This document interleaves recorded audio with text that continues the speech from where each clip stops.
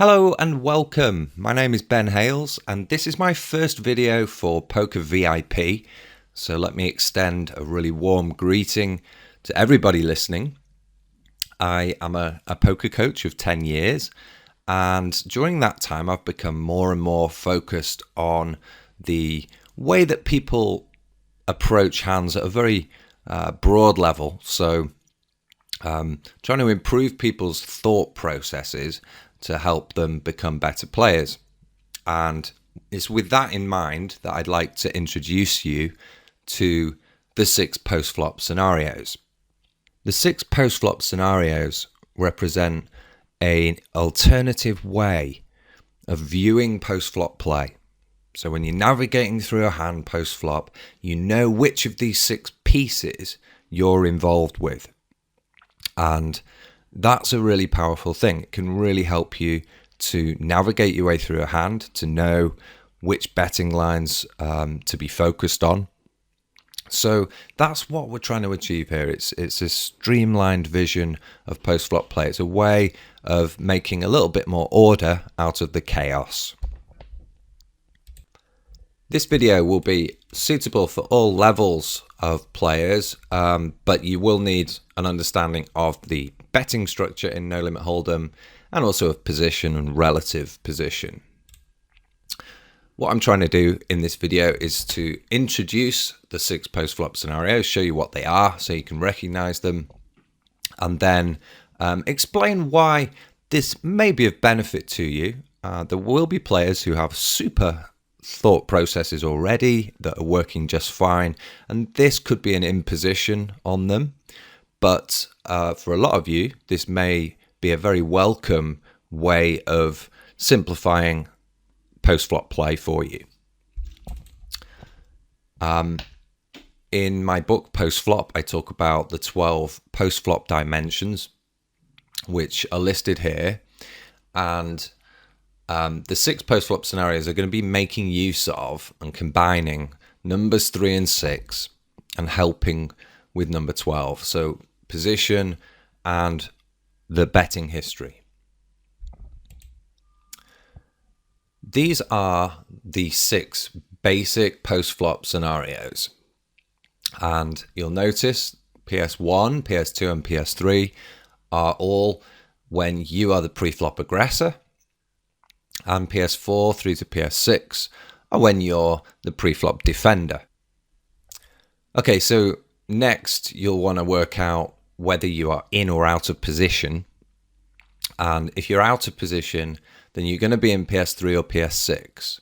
So they're the last ones in each group. So PS1 to 3, PS3 is the last one, you're out of position. PS4 to 6, PS6 is the last one, you're out of position. So PS1 to 2 and 4 to 5 are the ones where you're in position, and you'll need to make one further differentiation, which will be, is there a bet in front of you or not? And if there is, you'll be in PS2 or 4. If there's not, you'll be in PS1 or PS5. So that may at first glance be quite laborious. But if you've got this information that just zips through your head within a split second, you can hone yourself into, okay, I'm in PS3. I understand what betting lines I should be making in this scenario. It can be really helpful. An alternative way of viewing these, there's a nice little flow diagram. Some of you may prefer looking at this. The green boxes represent the 6 post-flop scenarios, and the flowchart is really the list of questions that gets us to these 6. It also includes the potential actions that you might take, and it's useful to know which of those refer to which scenarios. So why is this useful, I hear you ask? A reminder, it combines relative position with betting history, 2 of these important post-flop dimensions. It gets them bundled together and it gets you thinking in the right direction. You're streamlined, only thinking about what's relevant in this post-flop scenario. So it's very useful. It's like a filing system. It's efficient. It allows you to spend more valuable time on ranging your opponents and doing all the other things that you need to be doing. It gets you to focus in on betting lines that are likely to develop. So you're thinking one stage ahead instead of struggling to put all your information together on the street you're at. You're more organized in your thoughts and you're looking forwards through the hand.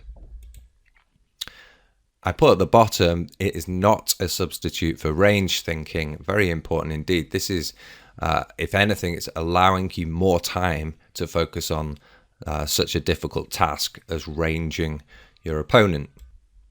A quick word on multi-way pots, which do make things a little bit more tricky. However, they don't essentially change the fact that there are 6 post-flop scenarios. So that hasn't changed. There's still only 6. On the other hand, what has changed is it's now possible to be in more than one post-flop scenario at the same time. So the way you should view this is that for each opponent you've got a post-flop scenario for that player. So it may well be in the same hand, in the same moment, you're in post-flop scenario 1 and in post-flop scenario 3. So you've got to sort of combine dimensions like that. My advice is to focus in on the basic scenarios first and deal with multi-way pots later on.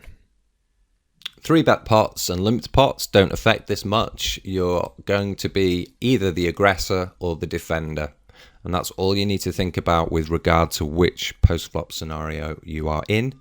On any street, the betting must end with a clear aggressor. The only kind of exception is a limped pot, but don't worry, you'll be one of many defenders in the pot, and you just play as though you're in PS4 to PS6. Any information you gather in 3-bet, 4-bet pots or in limped pots regarding opponents' ranges, that's all useful information, but it doesn't really affect the post-flop scenarios.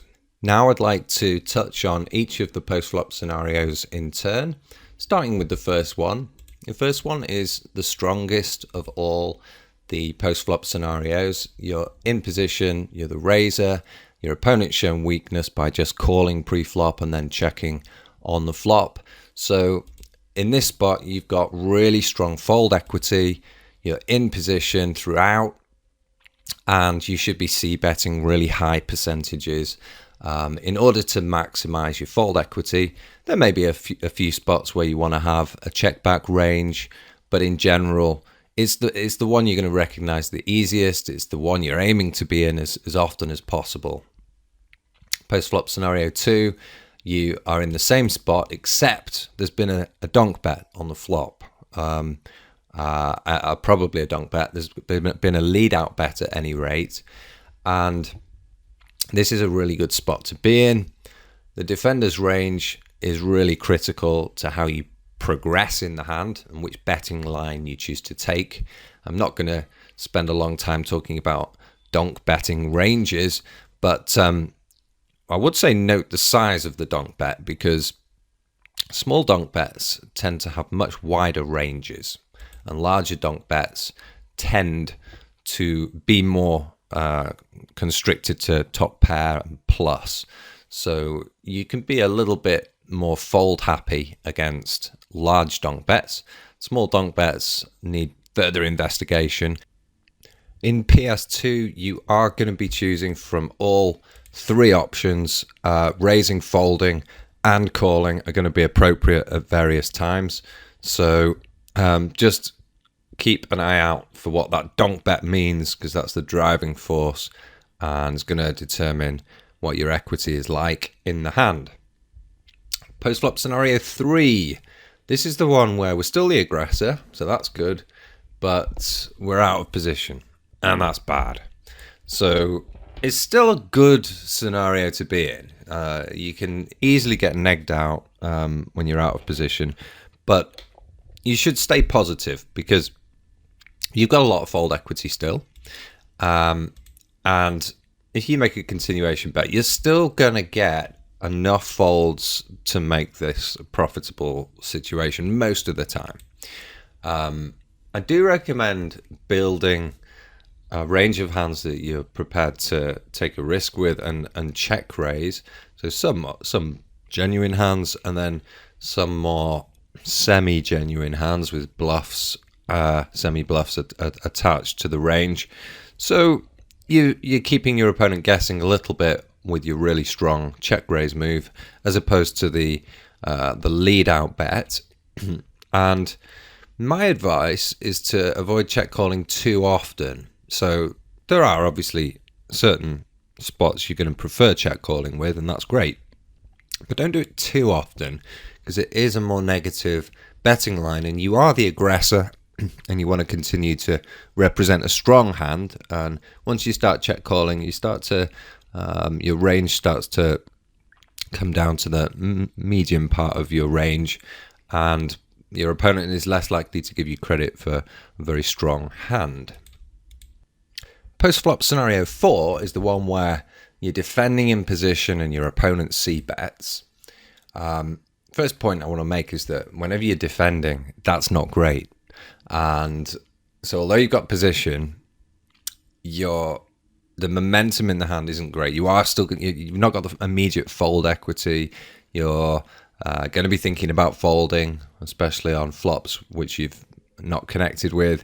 So your opponent's gathered the momentum and is therefore in a reasonably strong position. So although you've got position, it's still not great. Floating high percentages is possible. If you're the type of player who plays really well in position with a wide range of hands and you're able to knock opponents off hands later, then floating high percentages is a good idea.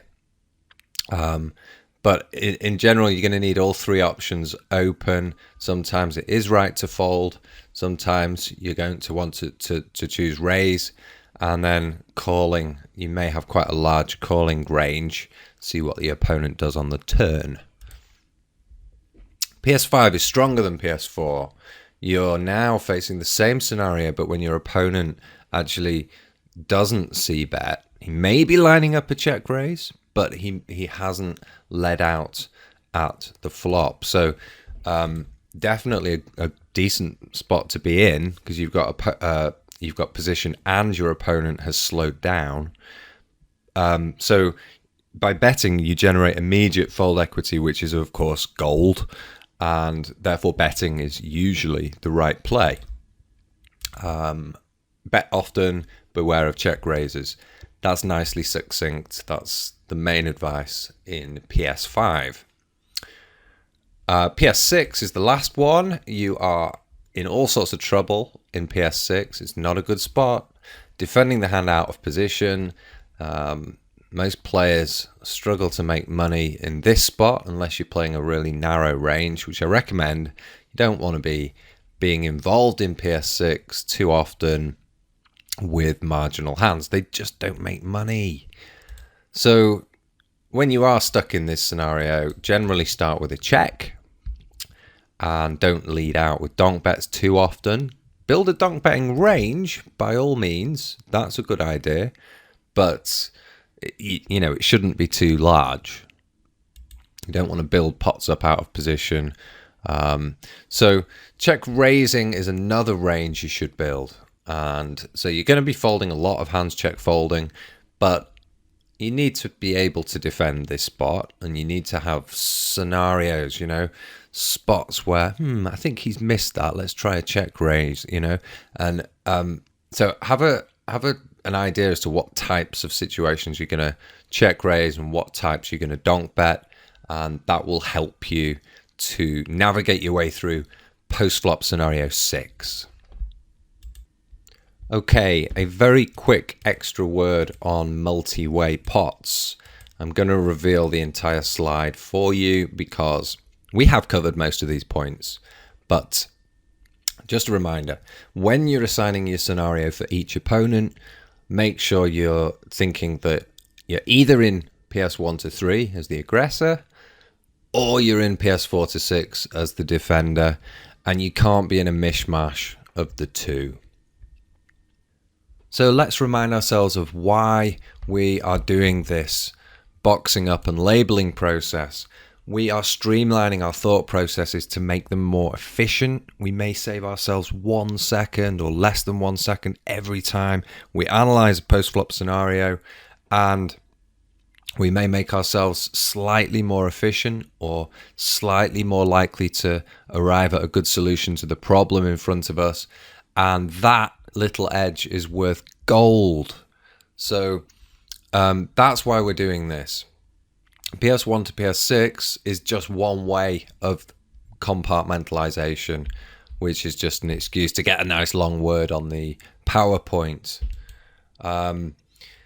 Final steps that you might consider taking on the back of this, if you're very accomplished already, is to think about betting lines as per each scenario. So you could take this one step further and consider how to break poker down even further. And in many ways, that's part of what I do in my book, Postflop, which is available at www.postfloppoker.com. So please come and visit us there. And in the meantime, I'm going to sign off. And thank you very much for listening.